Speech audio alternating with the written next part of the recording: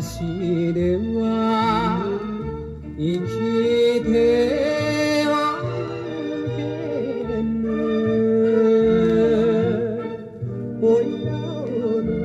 せてなぜゆかぬひどいぜひどいぜ最終の連絡線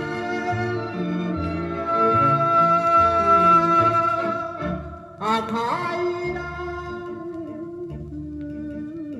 が濡れるじゃないか濡れるじゃない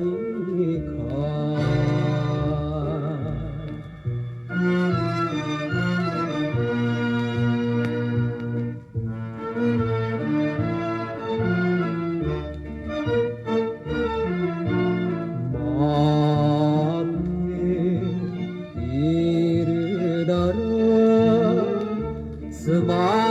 椿の島であの今日もこの手をつらいぜつらいぜ最終の連絡線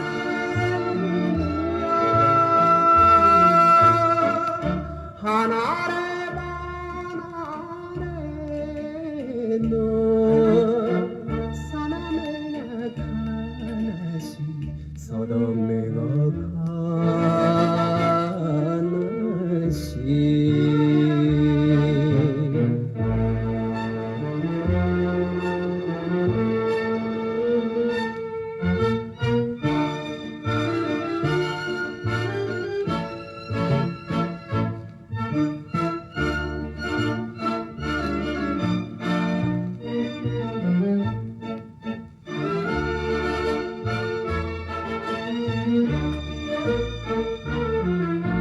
呼べば